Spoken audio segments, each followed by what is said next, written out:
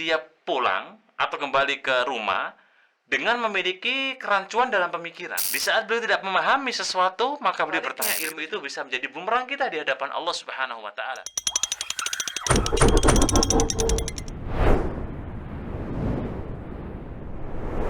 Bismillah. Assalamualaikum warahmatullahi wabarakatuh. Alhamdulillah wa kafa, salatu wassalam ala rasulina wa habibina Muhammad bin Abdillah, amma ba'd. Jemaah sekalian kaum muslimin, arsadana wa arsadakumullah. Di antara adab para ulama dengan muridnya dan dalam halaqah ilmu adalah bagaimana seorang ulama berupaya untuk menjelaskan dengan benar-benar paham kepada santrinya, kepada audiennya, sehingga ilmu itu tidak multitafsir atau tidak salah paham dengan ilmu yang diberikan oleh gurunya atau ulama atau ustadz. Nah, poin ini jemaah sekalian rahimakumullah menjadi sangat penting di saat kita belajar. Terkadang memang kita ini ya mungkin di saat mungkin lagi capek, atau mungkin di saat ada permasalahan, atau mungkin di saat mungkin ada goncangan-goncangan yang dalam hati kita atau dalam pemikiran kita. Bisa jadi kemudian setelah itu kita mengambil sebuah kesimpulan yang berbeda dengan guru kita. Maka di sini poin yang kelima, bagaimana seorang ustadz, seorang ulama, seorang dai, seorang guru, seorang dosen itu benar-benar memberikan pemahaman yang benar, ya kan, terhadap muridnya, terhadap siswanya, terhadap santrinya, terhadap mahasiswanya dengan pemahaman yang benar-benar kafah. Jangan sampai dibiarkan seorang murid itu kemudian dia pulang atau kembali ke rumah dengan memiliki kerancuan dalam pemikiran. Oleh karena itu, kenapa para ulama kita seperti misalnya Ibnu Qayyim, ya, Al-Jauziyah rahimahullahu ta'ala, di saat beliau belajar, ketika tidak paham, beliau tanya kepada gurunya, Ibnu Taimiyah rahimahullahu ta'ala. Beliau bertanya terkait dengan masalah bab akidah, bab masalah fikih, bab masalah muamalah. Di saat beliau tidak memahami sesuatu, maka beliau bertanya. Begitu juga beliau, Ibnu Taimiyah rahimahullahu ta'ala, beliau akan menjelaskan. Walaupun di luar halaqah ilmu, maka beliau akan menjelaskan kepada murid-muridnya agar benar-benar paham apa yang beliau maksudkan. Dan poin ini jamaah sekalian rahimakumullah dan sahabat MPD yang dirahmati Allah, itu sangat sulit.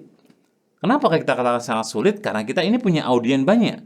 Kita punya santri banyak. Kita punya murid juga banyak. Pastinya tidak mungkin dan satu-satu kita tes pemahamannya untuk kita tahu sesuai nggak dengan kita. Oleh karena itu, tugas kita adalah bagaimana berupaya semaksimal mungkin memberikan pemahaman yang benar terhadap murid-murid kita. Ya, dan ini yang diajarkan ya dalam Al-Qur'anul Karim. Jangan sampai kemudian ya muncul dalam diri kita atau kemudian terjadi dalam diri kita kabura maqtan indallahi an taqulu ma la taf'alun. Jadi terkadang kemudian seseorang ini mengamalkan amalan ini, amalan itu, tetapi tidak sesuai dengan apa yang dia sampaikan. Dan itu Allah akan benci dengan orang seperti itu.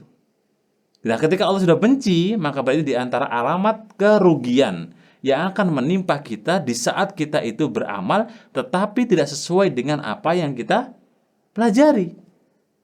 Kita beramal tetapi tidak sesuai dengan kebenaran yang kita miliki. Itulah yang kalau kita sebut bahwa ilmu itu bisa memang menjadi hujah kita di hadapan Allah, atau sebaliknya ilmu itu bisa menjadi bumerang kita di hadapan Allah Subhanahu wa taala. Nabi Muhammad bin Abdillah sallallahu alaihi wasallam beliau pernah menegaskan bahwa Al-Qur'anu hujjatun lana au alaina au hujjatun laka au alaika. Jadi Al-Qur'an, ilmu itu bisa menjadi pembela kita atau justru sebaliknya, naudzubillah, bisa menjadi bumerang kita di hadapan Allah. Ya. Sama kita katakan bahwa bisa jadi seorang ulama, seorang ustadz itu kemudian memberikan sebuah taujihnya, memberikan sebuah tausiahnya. Tiba-tiba kemudian di antara santrinya salah dalam memahami, maka itu bisa fatal. Lebih-lebih lagi jika kemudian seorang ustadz, seorang guru, seorang dai, seorang ulama itu kemudian salah dalam menjelaskan, ini lebih fatal lagi. Ya, makanya kemudian tergelincirnya seorang yang sedang belajar itu besar kemungkinan karena kemudian tergelincirnya gurunya. Tergelincirnya seorang santri, tergelincirnya seorang murid itu ada kaitannya dengan tergelincirnya seorang gurunya. Maka oleh karena itu jamaah sekalian rahimakumullah, jangan sampai salah kita dalam mencari guru. Jangan sampai kita kemudian salah dalam mencari ustadz. Jangan sampai kita salah dalam mencari ulama.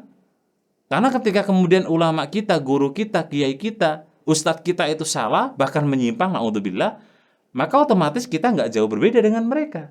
Pemahaman, akidah, ideologi, bahkan perbuatan. Ya, semoga Allah Ta'ala bimbing kita untuk mencari guru yang baik, ulama yang benar-benar sesuai dengan nas dalam Al-Quran dan As-Sunnah, sehingga apa yang kita lakukan benar-benar mendapatkan pahala di hadapan Allah Subhanahu wa Ta'ala. Wallahu a'lam bishawab. Assalamualaikum warahmatullahi wabarakatuh.